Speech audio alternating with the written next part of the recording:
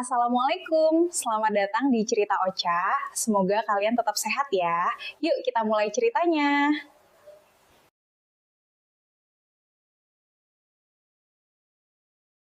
Di ujung timur Pulau Jawa, terbentang sebuah wilayah yang subur dan elok, yang dikelilingi oleh pegunungan dan hutan lebat, serta disapa oleh deburan ombak dari Selat Bali.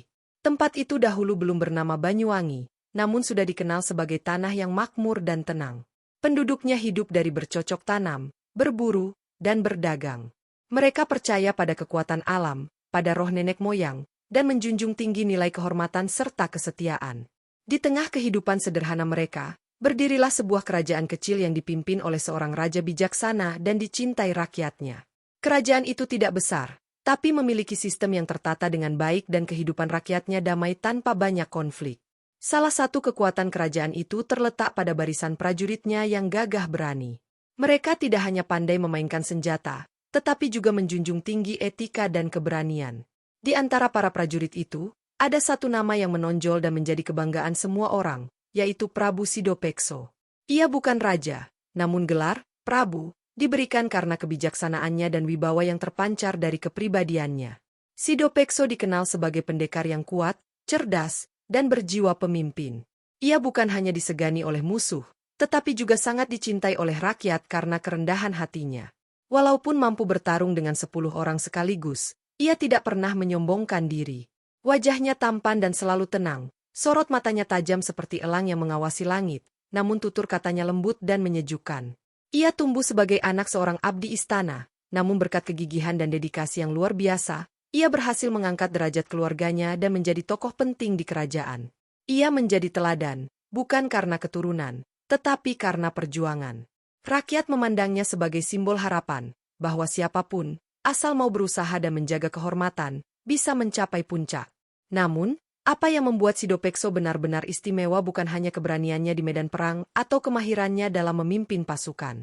Ia juga dikenal karena hatinya yang lembut dan penuh cinta. Ia memperlakukan bawahannya dengan adil, menghormati rakyat kecil, dan sangat setia pada wanita yang dicintainya. Bagi banyak orang, Sidopekso bukan hanya seorang pahlawan, tapi juga seorang pria sejati yang menjadi panutan dalam banyak hal. Nama Sidopekso selalu disebut dalam doa-doa rakyat ketika mereka memohon perlindungan dan keselamatan dari mara bahaya. Di masa itu, cerita tentang Sidopekso menyebar bukan karena dongeng atau legenda semata, tapi karena keteladanan nyata yang ia tunjukkan dalam setiap aspek hidupnya. Ia tak hanya memimpin dengan kekuatan, tetapi dengan kasih. Dan itulah yang menjadi fondasi dari cerita besar yang akan mengguncang hatinya sendiri, kisah cinta, pengorbanan, dan penyesalan yang mendalam. Disinilah awal mula sebuah tragedi yang akan tercatat dalam sejarah panjang tanah itu, yang kelak dikenal dengan nama Banyuwangi. Sidopekso tak hanya dikagumi karena keberanian dan ketegasannya, tapi juga karena hatinya yang hangat dan penuh kasih sayang. Dalam balutan tubuh tegap dan langkah yang kokoh, tersimpan kelembutan hati yang luar biasa. Semua orang yang mengenalnya tahu bahwa di balik baju zirah dan pedangnya yang tajam, Sidopekso adalah seorang lelaki yang sangat menghargai nilai-nilai kemanusiaan. Ia tidak pernah mengangkat senjata kecuali untuk melindungi. Ia tidak pernah menghardi kecuali untuk menegakkan keadilan. Dan dari semua aspek kehidupannya, satu hal yang paling menonjol adalah cintanya pada seorang wanita bernama Sri Tanjung. Sri Tanjung bukan hanya cantik dari parasnya, tetapi juga dari sikap dan tindak tanduknya. Ia adalah wanita berperilaku lemah lembut, namun cerdas dan tangguh. Wajahnya bersinar seakan matahari selalu berpihak padanya. Tatapan matanya meneduhkan dan senyumnya menyembuhkan luka di hati siapapun yang melihatnya. Tak hanya itu, ia adalah wanita yang gemar membantu sesama. Ia kerap turun langsung ke ladang bersama rakyat, membagikan makanan pada anak-anak, serta merawat para janda tua yang sakit. Bagi Sidopekso, Sri Tanjung adalah anugerah yang datang dari langit. Hubungan mereka tidak lahir dari sekadar pandangan pertama atau perjodohan istana. Cinta mereka tumbuh dari pertemuan jiwa yang saling memahami. Ketika Sidopekso masih menjadi perwira muda, ia sering bertemu Sri Tanjung di pasar desa tempat wanita itu membantu ibunya berdagang rempah-rempah. Pertemuan demi pertemuan menjadi percakapan, dan percakapan berubah menjadi rasa. Tidak lama kemudian, cinta tumbuh tanpa bisa dibendung. Cinta itu bukan hanya soal hati, tetapi juga keyakinan bahwa mereka diciptakan untuk saling melengkapi. Pernikahan mereka berlangsung sederhana tapi penuh berkah. Tidak ada pesta besar atau hiasan emas berkilauan, namun semua orang yang hadir dapat merasakan kehangatan dan keikhlasan cinta mereka. Sidopekso bersumpah untuk menjaga dan mencintai Sri Tanjung seumur hidupnya. Sementara Sri Tanjung pun berjanji untuk mendampingi suaminya dalam suka maupun duka. Janji-janji itu mereka pegang erat, bukan sebagai sekadar kata, tapi sebagai prinsip hidup yang tak tergoyahkan. Setelah menikah, kehidupan mereka seperti bulan purnama yang bersinar penuh. Mereka berbagi tawa, berbagi mimpi, dan berbagi cita-cita. Sri Tanjung selalu setia menunggu Sidopekso pulang dari latihan militer atau tugas pengamanan.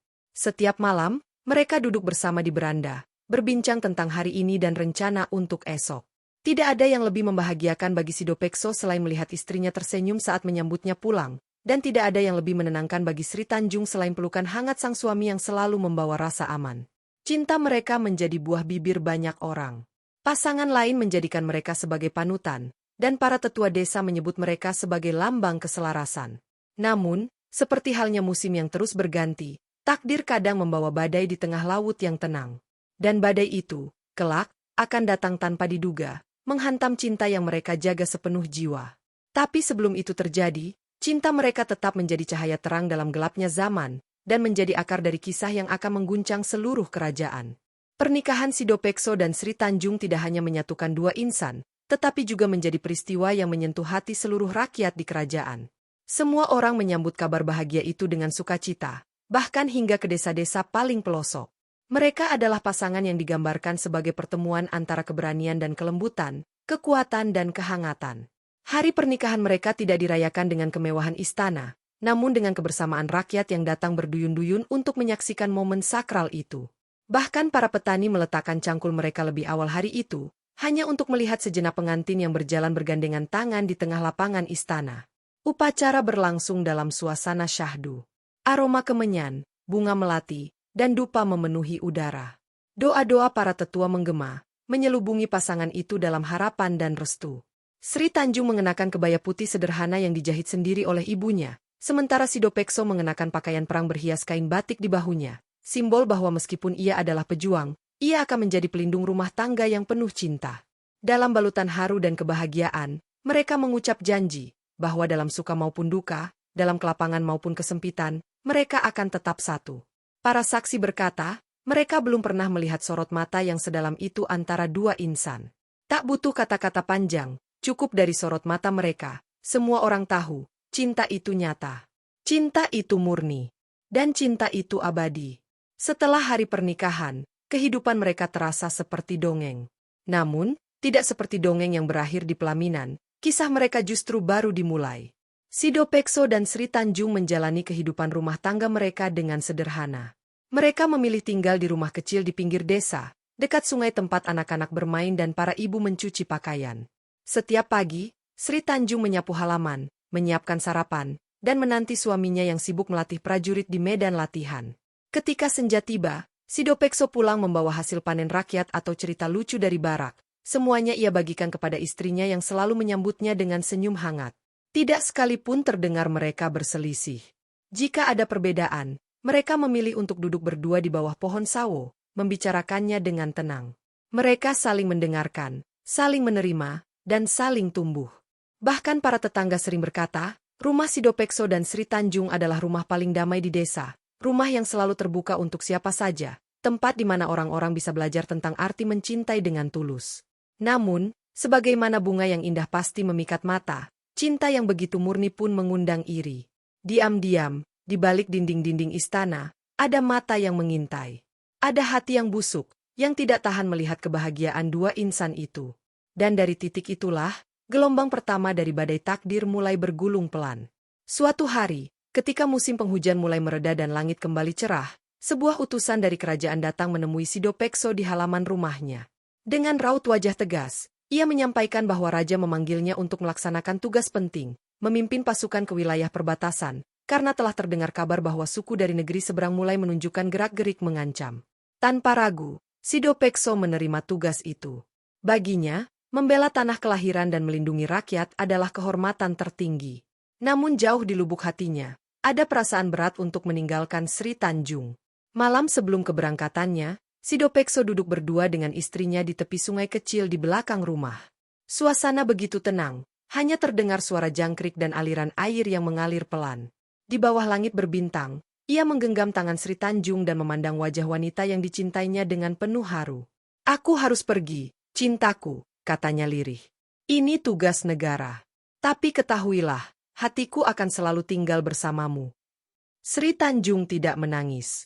Ia tersenyum sambil mengangguk pelan, meskipun matanya berkaca-kaca. "Pergilah, Kakang. Aku akan menunggumu, seperti bumi menanti hujan yang menyuburkan."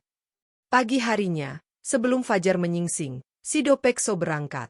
Ia mengenakan pakaian perang, lengkap dengan keris pusaka peninggalan ayahnya. Sri Tanjung menyematkan secari kain kecil di balik bajunya. Kain itu ia jahit sendiri, bertuliskan doa-doa dan harapan agar suaminya pulang dalam keadaan selamat.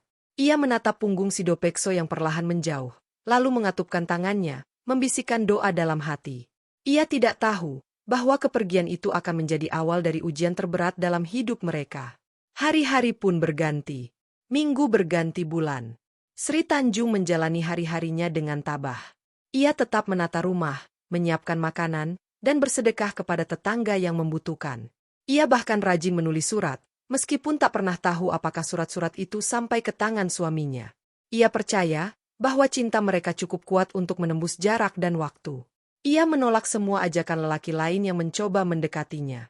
Baginya, Sidopekso bukan hanya suami, tetapi belahan jiwa. Namun di istana, sesuatu mulai membusuk. Seorang pejabat tinggi kerajaan, Pati Haryawirang, mulai menaruh perhatian tidak wajar pada Sri Tanjung. Ia telah lama memperhatikan wanita itu dari kejauhan, bahkan sebelum ia menikah.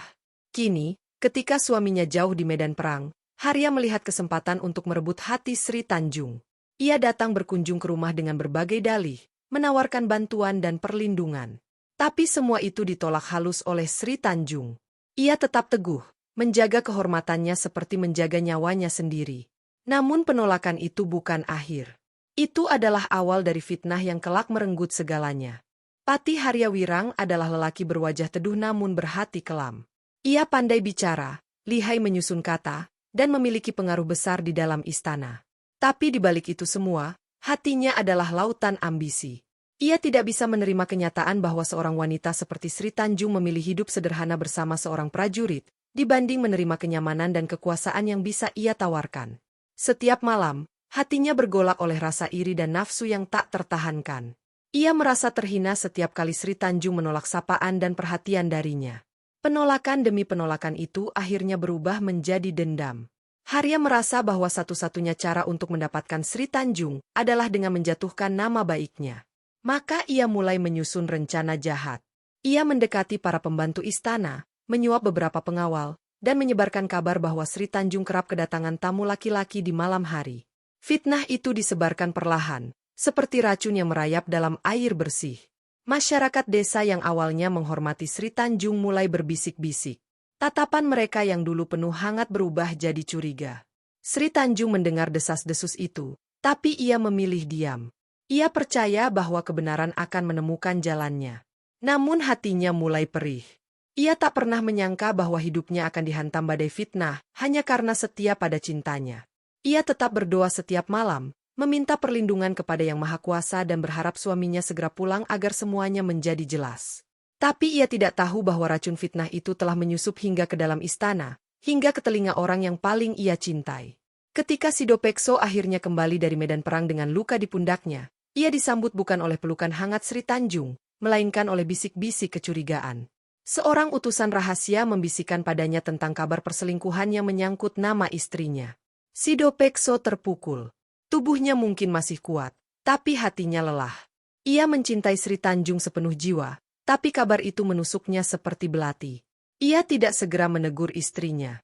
Ia memilih memendam, mengamati, dan mempertanyakan segalanya dalam diam. Dalam diam itu, cinta dan keraguan bertarung sengit di hatinya.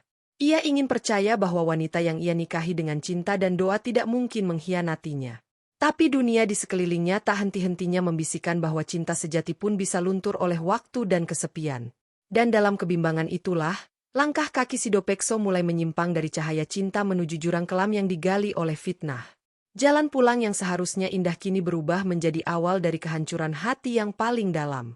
Hari-hari setelah kepulangan Sidopekso seharusnya menjadi waktu paling membahagiakan bagi Sri Tanjung. Ia telah menunggu lama, menyulam harapan dalam setiap doa, menahan rindu dengan keyakinan bahwa suaminya akan pulang dengan selamat. Ia bahkan telah menyiapkan kain batik hasil tenun tangannya sendiri, ingin memberikan kejutan untuk pria yang dicintainya sepenuh jiwa. Namun saat hari itu tiba, dan Sidopekso benar-benar berdiri di ambang pintu rumah mereka, wajahnya bukan lagi wajah yang ia kenal. Tidak ada senyum, tidak ada pelukan hangat. Yang tampak hanyalah sorot mata tajam yang menusuk jantungnya, mata yang seolah memendam badai yang belum reda. Sri Tanjung terpaku. Ia mencoba tersenyum, mencoba menyambut dengan sapaan hangat seperti biasanya, tetapi Sidopekso hanya melangkah melewatinya tanpa sepatah kata. Keheningan menyelimuti rumah yang dulu penuh tawa. Sri Tanjung merasa bingung dan terluka, namun ia berusaha sabar. Mungkin suaminya terlalu lelah dari perang. Mungkin luka fisiknya tak sebanding dengan luka batin karena kehilangan rekan-rekan seperjuangan. Malam itu ia menyiapkan makanan kesukaan Sidopekso, berharap itu bisa mencairkan kebekuan di antara mereka. Tapi pria itu hanya duduk menatap piring, tak menyentuh apapun. Beberapa hari berlalu, dan suasana tetap dingin. Sidopekso menjadi pendiam.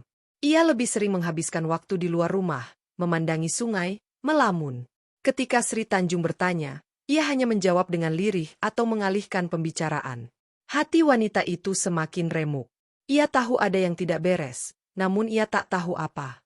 Hingga pada suatu malam, ketika mereka duduk berdua di beranda, Sidopekso akhirnya bersuara. Orang-orang berkata kau tak setia, katanya datar. Kalimat itu seperti petir di siang bolong. Sri Tanjung menoleh dengan mata membelalak. Apa maksudmu, Kakang? Suaranya bergetar. Sidopekso menatapnya dalam-dalam, seolah ingin menemukan kebenaran dari matanya. Tapi matanya tak bisa menembus hati yang penuh luka. Sri Tanjung ingin menjelaskan, ingin berkata bahwa semua itu bohong, bahwa tak sedikit pun hatinya goyah. Namun kata-kata seolah tersangkut di tenggorokannya. Air mata mulai menggenang di sudut matanya. Aku tak pernah, ucapnya pelan. Tapi Sidopekso berdiri dan meninggalkannya tanpa mendengar lanjutannya. Malam itu, langit terasa lebih gelap, dan angin membawa kabar bahwa cinta mereka sedang di ujung tanduk. Sri Tanjung tak menyerah. Di tengah kesedihan dan kecurigaan yang menyelimuti rumah tangganya, ia tetap menjaga segala hal seperti biasa. Setiap pagi ia bangun lebih awal, membersihkan halaman, memasak makanan kesukaan suaminya, dan menanti kepulangannya. Ia mencoba menyapa dengan senyuman, meski hatinya menangis. Ia percaya, jika ia tetap mencintai dengan sabar, badai ini akan berlalu. Namun hari-hari itu berubah menjadi ujian panjang. Tatapan mata orang-orang di sekitar desa pun mulai berbeda. Jika dulu mereka memuji dan menghormatinya, kini mereka lebih banyak berbisik dan memalingkan muka. Anak-anak yang dulu bermain di halaman rumahnya kini menjauh. Para ibu yang biasa datang berbagi resep kini lebih memilih diam. Bahkan pasar yang dulunya tempat ia merasa nyaman, kini menjadi ladang bisik-bisik yang menyakitkan. Sri Tanjung tetap berjalan tegak, menolak tunduk pada fitnah. Tapi dalam hatinya, luka menganga. Ia hanya berharap satu hal, agar Sidopekso kembali mempercayainya. Ia tahu, suaminya adalah orang yang berpikir jernih. Ia percaya, cinta mereka cukup kuat untuk melampaui keraguan ini. Namun Sidopekso pun sedang berperang dalam batinnya. Ia ingin memeluk istrinya, menanyakan semua kabar dengan tenang. Tapi suara-suara di sekitarnya terlanjur mendominasi. Setiap hari, Patih Harya dengan cerdiknya menyusup ke dalam pikirannya. Ia datang dengan wajah bijak, menyampaikan kabar kekhawatiran sebagai bentuk kepedulian. Aku pun berharap itu tidak benar, Kakang Sidopekso, katanya manis. Tapi lebih baik berhati-hati demi kehormatanmu. Kata-kata itu menampar hati Sidopekso, menanamkan keraguan lebih dalam. Dalam kegundahan itu, Sidopekso mulai mengawasi istrinya diam-diam. Ia memperhatikan gerak-geriknya, berharap menemukan celah untuk membuktikan kesalahan atau sebaliknya. Tapi tak pernah ia melihat hal yang mencurigakan. Setiap hari, Sri Tanjung hanya mengurus rumah, menyapu, memberi makan ayam, membaca kitab, dan menulis surat. Namun kecurigaan, seperti racun, bisa membutakan. Dan perlahan, cinta yang seharusnya menguatkan mereka berubah menjadi dinding dingin yang memisahkan. Sri Tanjung pun tahu bahwa waktu tak lagi berpihak. Ia tahu bahwa cinta suaminya sedang diuji oleh fitnah. Ia mulai bermimpi buruk setiap malam, melihat Sidopekso menjauh, melihat rumah mereka runtuh. Namun setiap pagi ia bangun, menarik napas dalam-dalam, dan berkata pada dirinya sendiri, "Aku akan tetap bertahan. Aku akan buktikan bahwa cinta ini tak pernah ternoda." Di tengah ketegangan rumah tangga mereka, Sri Tanjung tak pernah berhenti berdoa. Setiap malam ia sujud dalam diam, memohon pada Tuhan agar membuka mata dan hati suaminya. Ia tahu bahwa hanya dengan ketulusan, ia bisa membuktikan kesetiaannya. Tapi satu hal yang tak ia sangka, Patih Harya tidak berhenti hanya dengan menyebarkan fitnah. Ia menginginkan kehancuran total. Ia ingin melihat Sri Tanjung tersungkur dan sujud di hadapannya, menyerah, memohon ampun. Dan untuk itu, ia mulai merancang langkah terakhir, fitnah yang mematikan. Suatu malam, Harya menyuap seorang pelayan muda untuk berpura-pura melihat seorang pria asing masuk ke rumah Sri Tanjung. Kesaksian palsu itu dibawa ke telinga para tetua desa dan juga ke telinga raja. Tidak hanya itu, Harya mengarang cerita bahwa pria yang datang adalah bekas kekasih Sri Tanjung dari masa lalu, yang konon masih sering mengunjunginya diam-diam. Cerita itu semakin liar, bahkan disebut bahwa Sidopekso tahu namun pura-pura tidak peduli. Dalam waktu singkat, nama Sri Tanjung menjadi buah bibir seluruh kerajaan. Sidopekso, yang sudah dipenuhi kecurigaan, akhirnya tidak sanggup lagi menahan amarah dan sakit hati. Ia memutuskan untuk menyelesaikan semuanya.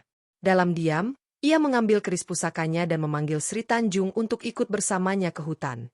Ia tidak menjelaskan maksudnya, hanya berkata bahwa mereka harus pergi, karena ada urusan penting.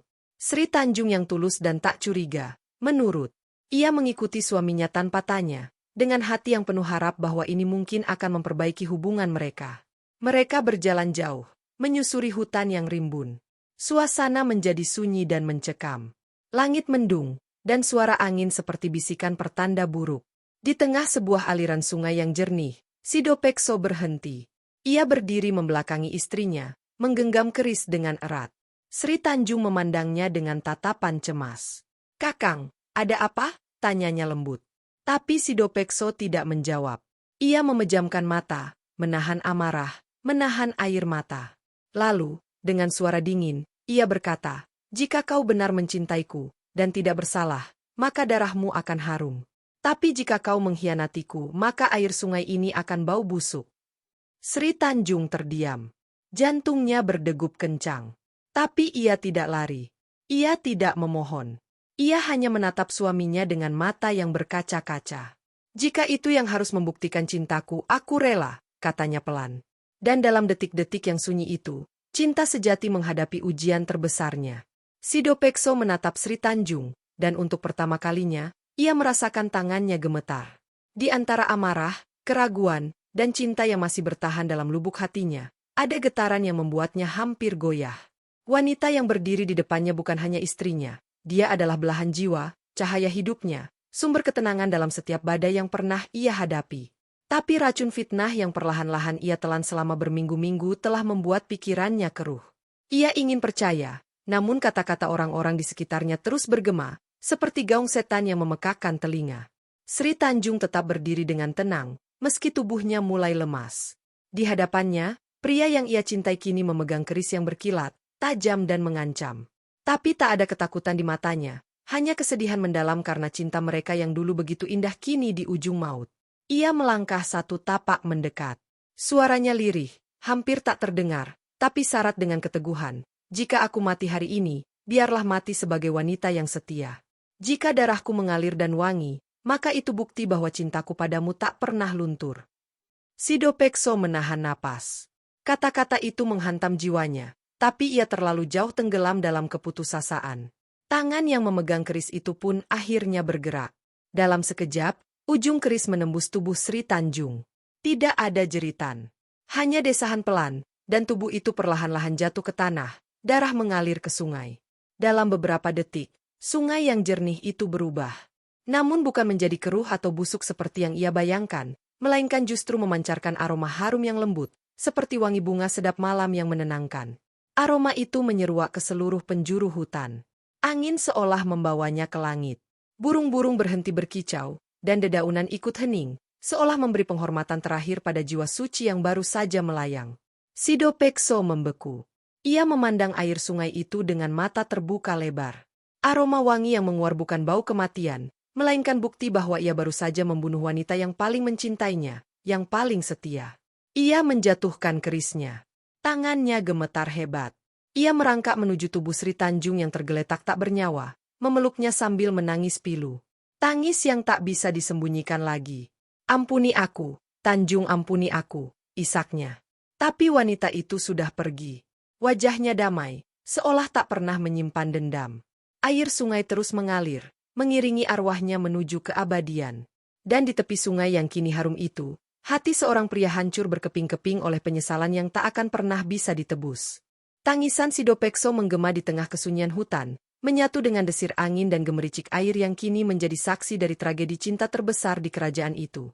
Ia memeluk tubuh istrinya erat, berharap waktu bisa mundur, berharap semua yang terjadi hanya mimpi buruk yang segera akan berakhir. Namun kenyataan terlalu pahit. Ia telah kehilangan satu-satunya orang yang selalu percaya padanya, yang mencintainya tanpa syarat, bahkan hingga tetes darah terakhir. Aroma wangi dari sungai seolah mencibirnya, menyatakan kebenaran yang tak bisa lagi dibantah. Dalam keputusasaan, Sidopekso mencelupkan kedua tangannya ke dalam sungai yang harum itu. Airnya dingin, namun sejuk, seolah menyimpan kehangatan dari hati wanita yang ia bunuh. Ia membawa air itu ke wajahnya, membasuh tangisan yang tak lagi mampu ia bendung. Ia bersujud, menangis seperti anak kecil yang kehilangan ibunya. Ia memanggil nama Sri Tanjung berulang kali, berharap arwahnya mendengar dan memaafkan. Tak lama kemudian, para pengawal yang mengikuti dari kejauhan akhirnya tiba. Mereka menyaksikan pemandangan mengerikan. Seorang prajurit perkasa bersimpuh di tepi sungai dengan tubuh istrinya yang terbujur kaku di pelukannya, sementara aroma wangi memenuhi udara. Para pengawal terdiam. Tidak ada yang berani berkata sepatah kata pun. Mereka tahu bahwa apa yang baru saja terjadi bukan sekadar tragedi pribadi. Ini adalah kesalahan besar yang didorong oleh fitnah, kesalahpahaman, dan hati yang dibutakan oleh keraguan. Kabar tentang peristiwa itu menyebar cepat. Rakyat mulai membicarakan bagaimana Sri Tanjung tetap setia hingga ajal, dan bagaimana sungai yang mengalir di tempat itu menjadi harum setelah darahnya jatuh ke dalamnya. Orang-orang mulai datang ke lokasi kejadian, berziarah, berdoa, dan merenung. Sungai itu tak lagi dipandang sebagai tempat biasa, tapi menjadi tempat sakral. Mereka percaya, air yang harum itu membawa berkah, dan menjadi simbol suci dari cinta yang tak ternoda oleh fitnah dunia. Raja akhirnya turun tangan.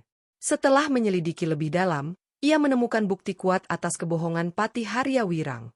Sang patih ditangkap, diadili, dan dihukum mati atas kejahatannya. Namun semua sudah terlambat. Nyawa Sri Tanjung tak bisa dikembalikan.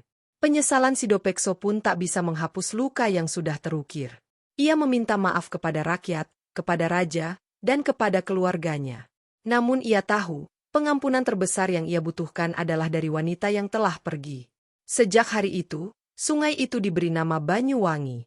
Banyu, dalam bahasa Jawa berarti air, dan wangi, berarti harum. Nama itu diambil untuk mengenang kesetiaan Sri Tanjung, sekaligus menjadi peringatan bahwa fitnah bisa membunuh yang paling tulus.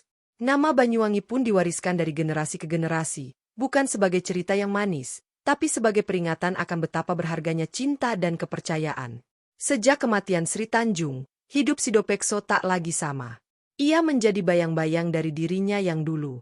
Pria yang dulu berdiri tegap dengan sorot mata penuh keberanian kini berjalan tertunduk, seperti menanggung beban dunia di pundaknya. Setiap hari ia duduk di tepi sungai, tempat darah istrinya mengalir, memandangi air yang tetap jernih dan harum, seolah-olah sungai itu menolak melupakan. Penduduk yang lewat hanya bisa melihat dari jauh, tak berani menyapanya. Mereka tahu bahwa pria itu tidak butuh kata-kata, yang ia butuhkan hanyalah waktu dan pengampunan.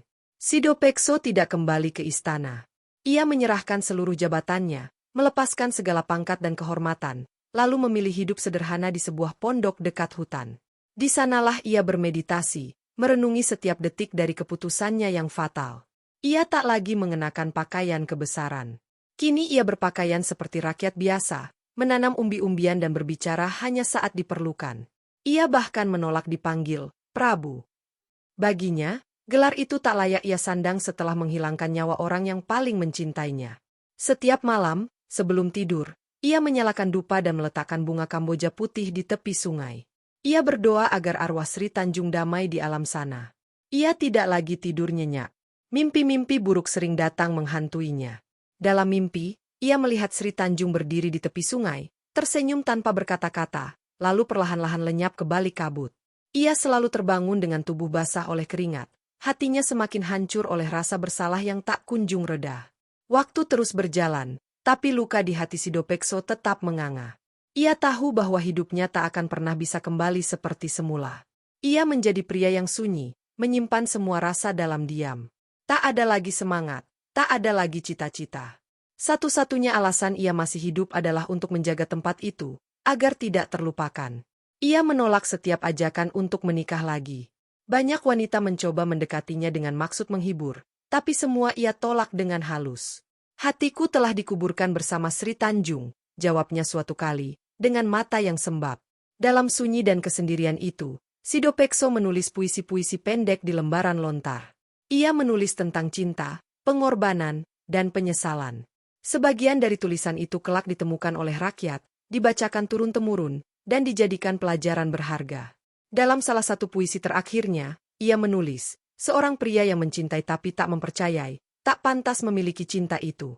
Aku belajar bahwa kesetiaan tak butuh pembuktian dengan darah. Kalimat itu menembus hati siapapun yang membacanya, menjadi pengingat bahwa cinta tanpa kepercayaan adalah jalan menuju kehancuran. Sungai yang menjadi saksi tragedi cinta itu lambat laun berubah menjadi tempat ziarah. Setiap hari, orang-orang datang membawa bunga, berdoa di tepi air yang harum itu, dan meninggalkan doa di antara bebatuan. Anak-anak kecil duduk bersila, mendengarkan kisah dari para orang tua tentang Sri Tanjung yang setia hingga ajal. Legenda tentang wanita suci itu menyebar ke berbagai penjuru negeri, bahkan hingga keluar wilayah kerajaan. Orang-orang menyebut sungai itu sebagai Banyuwangi, tempat air yang tidak hanya bersih, tapi juga membawa aroma kesetiaan. Banyak orang percaya bahwa air sungai itu memiliki kekuatan menyembuhkan. Para ibu membawa anaknya yang sakit ke sana, mencuci wajah mereka dengan airnya sambil berdoa agar diberi kesembuhan. Para kekasih datang memohon restu agar cinta mereka kuat dan tak tergoyahkan seperti Sri Tanjung. Bahkan para penulis dan pelukis datang mencari inspirasi, karena tempat itu dianggap sebagai perwujudan cinta sejati yang melampaui kematian. Raja akhirnya meresmikan tempat itu sebagai situs keramat. Ia memerintahkan agar dibangun batu peringatan di tepi sungai, bertuliskan, disinilah cinta dibuktikan oleh darah, dan kesetiaan oleh harum yang abadi. Batu itu dihiasi dengan ukiran bunga melati dan kamboja, dua bunga yang selalu dikenakan Sri Tanjung semasa hidup. Di sampingnya, Raja juga memerintahkan agar dibuatkan jalan kecil yang menghubungkan desa-desa dengan sungai tersebut, agar siapapun bisa datang dan belajar dari kisah ini. Tak hanya itu, setiap tahun di bulan purnama keempat, diadakan upacara penghormatan untuk mengenang Sri Tanjung. Dalam upacara itu, para wanita mengenakan pakaian serba putih dan melemparkan bunga ke sungai. Para lelaki berdiri di tepi sungai dengan kepala tertunduk, menyimbolkan penyesalan atas sikap yang tergesa-gesa menilai tanpa bukti. Upacara itu kemudian dikenal sebagai ritual Banyuwangi, dan menjadi tradisi turun-temurun hingga kini. Cerita tentang Sri Tanjung dan Sidopekso bukan hanya menjadi legenda, tapi juga pengingat yang kuat bagi siapa saja yang pernah mencintai, pernah kehilangan, dan pernah terluka oleh kesalahpahaman. Dari sungai itu, lahirlah pelajaran bahwa cinta tak hanya harus dirawat dengan kasih, tapi juga dengan kepercayaan. Bahwa fitnah, sekecil apapun, bisa membunuh hal paling suci dalam hidup seseorang. Dan bahwa pengampunan sejati hanya datang dari hati yang ikhlas, bukan dari penyesalan yang terlambat. Seiring waktu, nama Sri Tanjung tak hanya dikenal di sudut-sudut desa tempat tragedi itu terjadi, tetapi juga mengakar dalam jiwa masyarakat Jawa Timur dan sekitarnya. Ia bukan sekadar tokoh dalam legenda, melainkan lambang kesetiaan perempuan yang dijunjung tinggi.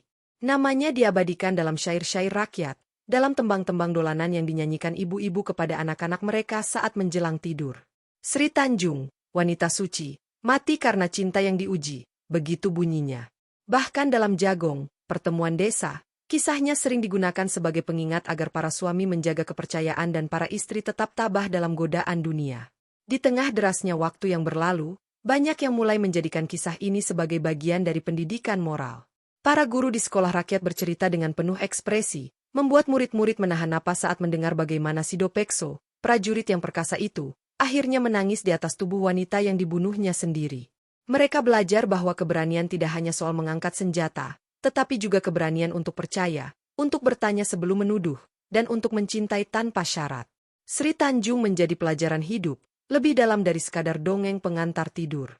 Di antara masyarakat, Banyak yang percaya bahwa arwah Sri Tanjung masih menjaga sungai itu. Beberapa orang mengaku melihat sosok perempuan berbusana putih duduk di tepi batu besar sambil menatap aliran air. Tapi tidak ada ketakutan dalam cerita-cerita itu, justru ada ketenangan yang menyertai.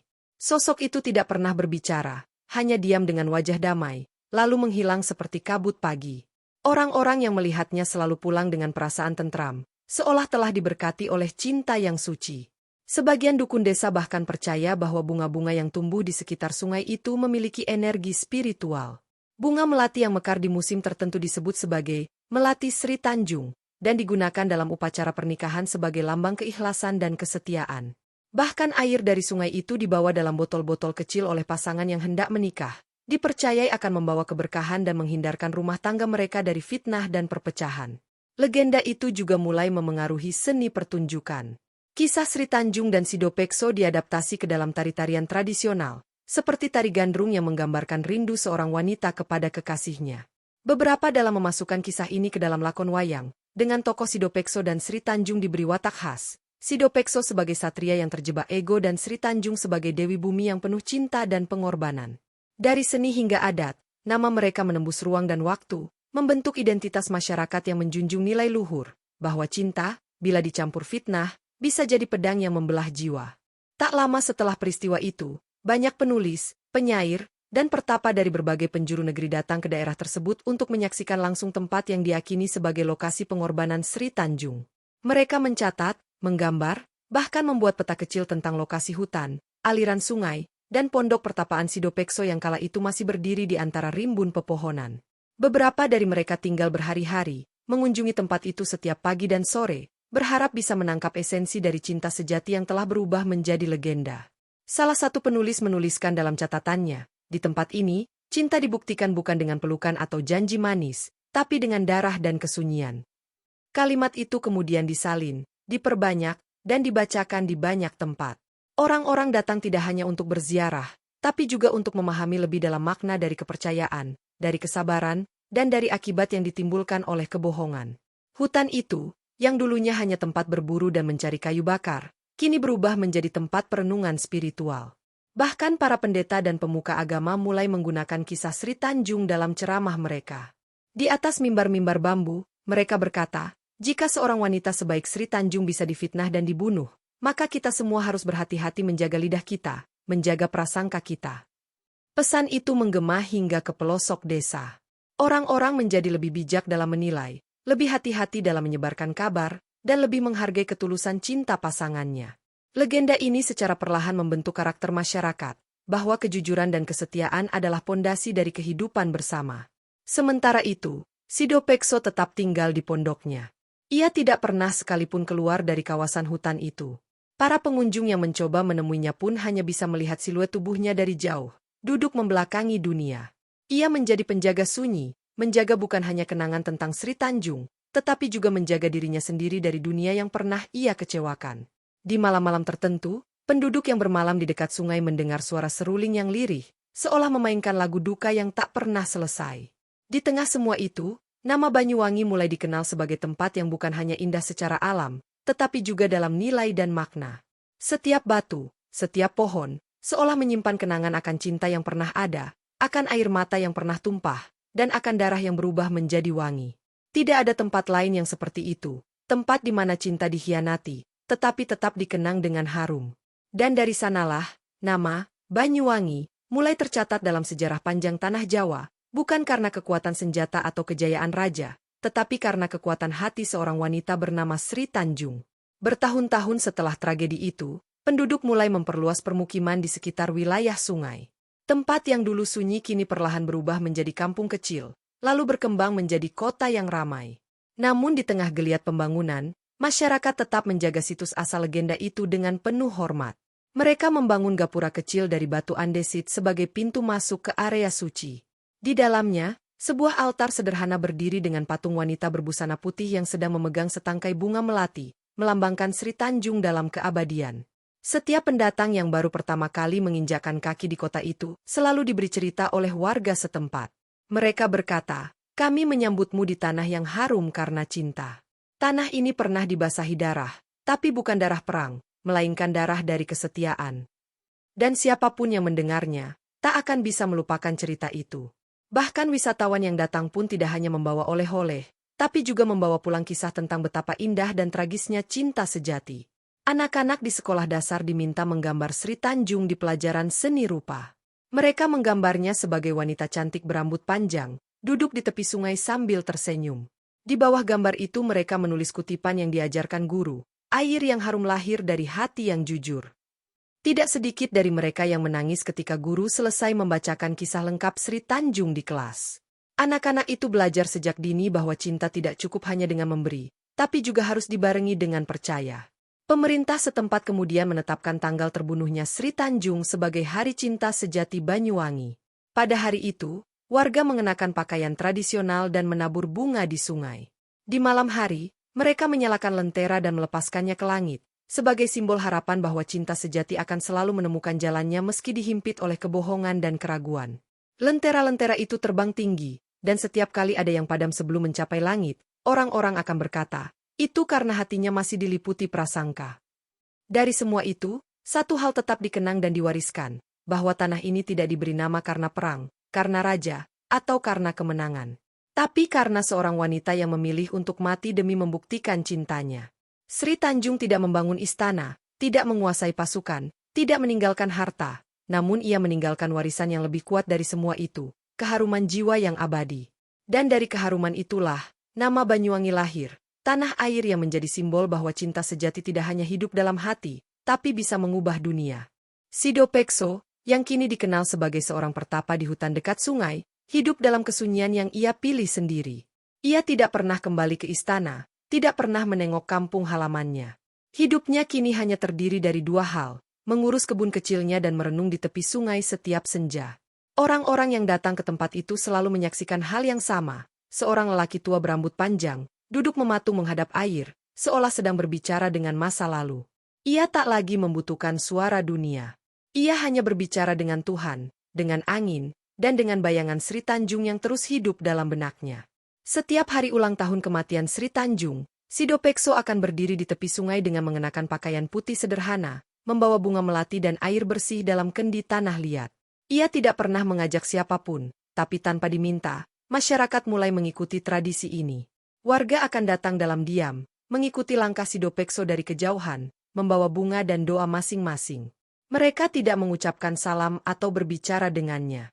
Cukup dengan keheningan, mereka tahu bahwa saat itu bukan untuk berbicara, melainkan untuk mengingat. Di tengah upacara sederhana itu, Sido Pekso akan menabur bunga ke sungai dan berkata dengan suara pelan namun tegas, "Wangi ini milikmu, Tanjung. Dan aku hidup untuk menjaganya tetap harum." Kata-kata itu tidak berubah selama bertahun-tahun. Generasi berganti, namun mereka yang mendengar doa itu langsung dari bibir Sido Pekso mengakui bahwa di balik kesedihan dalam suaranya, ada ketulusan yang mendalam. Ia tidak sedang mencari pengampunan dari orang lain. Ia sedang terus berusaha memaafkan dirinya sendiri. Hingga akhirnya, di tahun ke-30 setelah peristiwa itu, Sido Pekso tidak muncul di tepi sungai. Orang-orang mulai cemas. Mereka mencari ke pondoknya, namun mendapati pintu tertutup dan tak ada jawaban saat diketuk. Ketika salah seorang dari mereka memberanikan diri masuk, mereka menemukan Sido Pekso duduk bersila di depan altar kecil, dengan senyum tenang di wajahnya dan mata terpejam selamanya. Ia telah pergi, menyusul Sri Tanjung, setelah 3 dekade hidup dalam penyesalan dan pengabdian. Namun yang paling mengejutkan adalah aroma melati yang begitu kuat memenuhi udara di dalam pondok itu. Tak ada dupa, tak ada bunga segar. Tapi seluruh ruangan seperti diliputi harum yang tak berasal dari dunia ini. Orang-orang percaya bahwa pada saat kematiannya, Sido Pekso telah diterima kembali oleh cinta yang telah ia bunuh dengan tangannya sendiri. Dan bahwa Sri Tanjung, dalam kerelaan dan kasihnya, telah menjemputnya dengan penuh pengampunan. Maka lengkaplah sudah kisah cinta mereka, tak lagi dipisahkan oleh fitnah atau kematian, tapi bersatu dalam keabadian yang wangi. Setelah kepergian Sido Pekso, masyarakat tidak ingin kisah mereka dilupakan. Mereka membangun 2 batu nisan sederhana di tepi sungai, satu bertuliskan nama Sri Tanjung, dan satu lagi Sido Pekso. Meski keduanya tidak benar-benar dimakamkan berdampingan, karena jasad Sri Tanjung telah hanyut di bawah sungai, batu itu menjadi simbol penyatuan kembali 2 jiwa yang terpisah oleh takdir dan waktu. Di antara 2 nisan itu ditanam pohon Kamboja yang selalu berbunga, meski tak pernah disiram manusia. Penduduk meyakini bahwa pohon itu adalah lambang hidupnya cinta mereka yang tidak pernah mati. Anak-anak muda sering duduk di bawah pohon itu, membaca puisi, menggambar, bahkan berikrar setia pada pasangannya. Mereka percaya bahwa roh Sri Tanjung dan Sidopekso masih menjaga tempat itu. Di malam bulan purnama, beberapa orang mengaku melihat kelip cahaya di antara pepohonan, seperti kunang-kunang yang menari dalam formasi. Tidak ada yang bisa menjelaskan secara logis, tapi semua orang sepakat bahwa tempat itu tidak hanya indah secara alam, tetapi juga penuh dengan energi spiritual yang menenangkan. Sebagai bentuk penghormatan, pemerintah setempat mendirikan Museum Legenda Banyuwangi tak jauh dari lokasi itu. Di dalamnya terdapat diorama kisah cinta Sri Tanjung dan Sidopekso, lengkap dengan lukisan tangan seniman lokal yang menggambarkan adegan-adegan penting, pernikahan mereka, perjalanan Sidopekso ke medan perang, fitnah keji Patiharya, hingga tragedi di tepi sungai. Banyak pelajar dari luar kota datang ke museum itu sebagai bagian dari kegiatan studi budaya. Mereka duduk bersila, mendengarkan pemandu yang dengan suara lirih mengisahkan kisah yang membuat hati mereka terenyuh. Museum itu juga memiliki ruang meditasi terbuka, tempat siapapun bisa duduk dalam diam, menatap aliran air sungai yang asli, dan merenungkan nilai cinta, kesetiaan, dan bahaya prasangka. Di dinding ruangan itu tertulis besar-besar kalimat, cinta yang dicurigai adalah cinta yang dilukai, dan luka itu bisa lebih tajam dari keris. Kalimat itu menjadi kutipan terkenal, tercetak di buku, kaos, dan bahkan ukiran kayu yang dijual di pasar tradisional sebagai cenderamata. Dengan segala upaya itu, nama Banyuwangi bukan hanya menjadi lokasi geografis, melainkan menjadi identitas budaya. Kota itu tumbuh sebagai kota yang menghormati sejarahnya, tidak malu mengakui bahwa mereka lahir dari air mata dan darah, tapi memilih untuk merawat harumnya cinta yang tersisa. Mereka tidak menutupi masa lalu, tapi justru menggunakannya sebagai lentera masa depan. Maka, setiap kali seseorang menyebut nama Banyuwangi, yang terbayang bukan hanya gunung dan lautnya, tapi juga kisah dua insan yang mengajarkan bahwa cinta sejati akan selalu menemukan jalan pulangnya. Tahun demi tahun berlalu, namun semangat untuk menjaga kisah cinta Sri Tanjung dan Sidopekso tetap hidup tak pernah surut. Masyarakat Banyuwangi, dari kalangan muda hingga tua, menganggap kisah itu sebagai bagian dari jati diri mereka. Di setiap rumah, setidaknya ada satu lukisan kecil atau puisi yang menceritakan kembali cerita mereka. Banyak orang tua menuturkan kisah ini kepada anak-anak mereka, bukan sekadar sebagai dongeng menjelang tidur, tetapi sebagai pelajaran hidup yang tak ternilai. Dari sana, tumbuh generasi yang menghormati nilai kejujuran, kesetiaan, dan kehati-hatian dalam menilai manusia. Tak hanya di dalam rumah, nuansa legenda ini juga hidup di ruang-ruang publik. Nama jalan, sekolah, bahkan rumah sakit diberi nama Sri Tanjung atau Sidopekso. Di pasar tradisional, ada sudut yang disebut Pojok Wangi, sebuah area yang dipenuhi bunga-bunga segar dan dupa, tempat orang bisa berdoa atau sekadar duduk merenung. Di situ, suasana dibuat hening dan damai, lengkap dengan papan-papan kayu berisi kutipan dari catatan Sidopekso semasa pertapaannya. Salah satu kutipan yang paling terkenal tertulis, cinta itu bukan tentang siapa yang paling sering hadir, tapi siapa yang tetap tinggal dalam hati meski dunia meragukannya. Sementara itu, seniman lokal juga tak pernah kehabisan cara untuk merayakan legenda ini. Setiap tahun, digelar Festival Banyuwangi Harum, sebuah perayaan budaya selama seminggu penuh yang memadukan pertunjukan teater, musik tradisional, tarian, dan pameran lukisan bertema cinta dan pengorbanan. Festival ini menjadi magnet wisatawan, tapi lebih dari itu, menjadi ruang bersama untuk merefleksikan makna legenda yang diwariskan nenek moyang. Pementasan teater tentang Sri Tanjung dan Sidopekso selalu ditunggu. Dengan lampu-lampu temaram dan musik gamelan yang syahdu, penonton diajak menyelami kembali setiap babak kisah, dari pernikahan mereka hingga perpisahan yang tragis. Bahkan beberapa pemuda yang hendak menikah menjadikan situs Banyuwangi sebagai tempat memohon restu. Mereka datang bersama pasangannya, membawa bunga, dan berdoa agar kisah mereka tidak berakhir seperti Sidopekso dan Sri Tanjung. Di antara doa-doa itu, terselip harapan sederhana, agar bisa saling percaya, agar bisa saling menguatkan, bahkan ketika dunia mencoba menggoyahkan. Tradisi ini berlangsung tanpa paksaan, lahir dari kesadaran kolektif bahwa cinta sejati bukan tentang keindahan semata, melainkan tentang perjuangan menjaga kepercayaan di tengah badai. Di tengah semua itu, nama Sri Tanjung tetap harum, bukan karena kecantikannya, tapi karena kekuatan jiwanya. Ia menjadi simbol perempuan yang tidak hanya sabar, tapi juga kuat. Yang tidak hanya mencintai, tapi juga berani mempertaruhkan nyawanya untuk menjaga harga diri dan cinta yang ia yakini. Dan di sisi lain, Sidopekso menjadi cermin dari banyak manusia, mencintai, tapi lemah menghadapi keraguan. Ia adalah pelajaran bahwa cinta butuh keyakinan, dan bahwa penyesalan sering datang ketika semuanya sudah terlambat. Pada suatu malam, saat festival berlangsung dan bulan bersinar terang di langit Banyuwangi, seorang nenek tua duduk di tepi sungai, di antara kerumunan yang menabur bunga. Ia mengenakan kebaya putih sederhana, rambutnya disanggul rapi, dan matanya menerawang ke arah aliran air yang jernih. Di sampingnya duduk cucu perempuannya, yang dengan penuh rasa ingin tahu bertanya, "Nenek, kenapa kita selalu datang ke sini setiap tahun?" Si nenek tersenyum, lalu berkata dengan suara parau tapi penuh cinta, "Karena cinta sejati itu harus diingat, Nak. Karena dari sinilah kita belajar bahwa mencintai seseorang berarti juga harus siap percaya." Anak kecil itu mengangguk pelan. Malam itu, di tengah dentingan gamelan dan nyala obor yang menari di angin, suara nenek-nenek lain juga mengalun, membacakan syair pujian untuk Sri Tanjung. Para ibu menatap air dengan mata yang berkaca, mengingat betapa kisah ini bukan hanya dongeng, tapi cermin dari kehidupan mereka sendiri. Beberapa dari mereka pernah difitnah, pernah dilukai, atau pernah kehilangan. Tapi di antara luka-luka itu, mereka menemukan kekuatan dari kisah Sri Tanjung, bahwa kesetiaan dan ketulusan tidak pernah sia-sia, walaupun dunia tidak selalu adil. Para pemuda yang menyaksikan festival pun ikut larut. Banyak dari mereka yang sebelumnya memandang cinta sebagai hal ringan, berubah menjadi lebih menghargai hubungan yang sedang mereka jalani. Mereka memahami bahwa cinta bukan sekadar kata-kata indah, melainkan tanggung jawab untuk tidak mengingkari janji, untuk tidak mudah percaya pada kabar burung, dan untuk tidak membiarkan ego merusak kepercayaan. Mereka pun mulai mengubah cara mereka memperlakukan pasangan, lebih sabar, lebih tulus, lebih siap mendengar dan memahami. Dari tahun ke tahun, kisah ini tak pernah kehilangan daya magisnya. Bahkan saat zaman berubah, teknologi berkembang, dan kota makin modern, legenda Sri Tanjung dan Sidopekso tetap menjadi pusat nilai-nilai moral masyarakat Banyuwangi. Ia seperti jantung yang terus berdetak, memberi kehidupan pada identitas daerah. Generasi demi generasi dilahirkan dan dibesarkan dengan kisah ini sebagai pijakan. Mereka tumbuh dengan rasa hormat terhadap sejarah, terhadap cinta, dan terhadap kata percaya.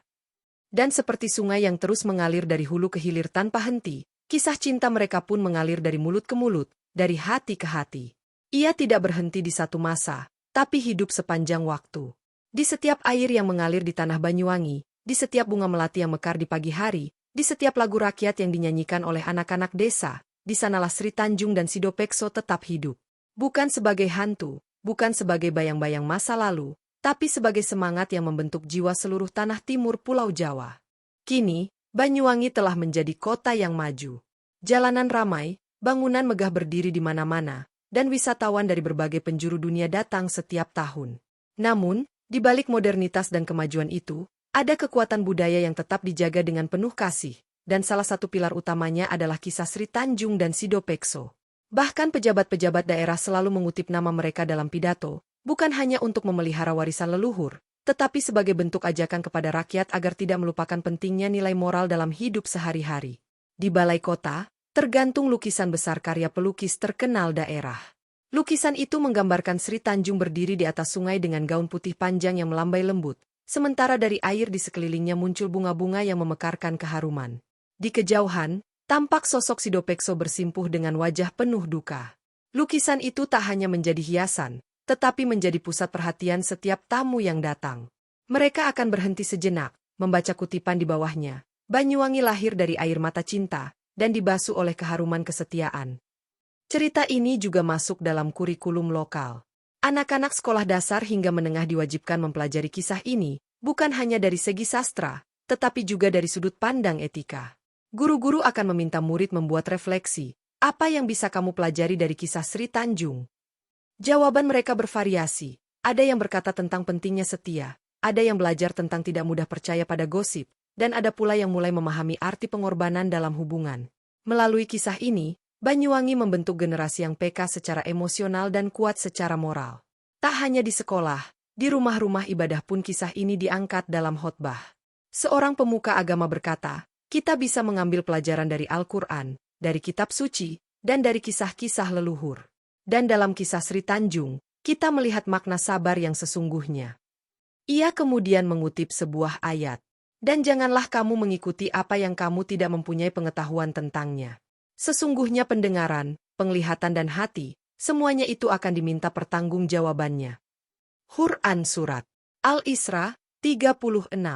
Ayat ini sangat selaras dengan apa yang terjadi dalam kisah tersebut, bahwa menuduh tanpa bukti bisa membawa kehancuran. Maka, kisah ini bukan hanya legenda, tapi juga wahyu kehidupan.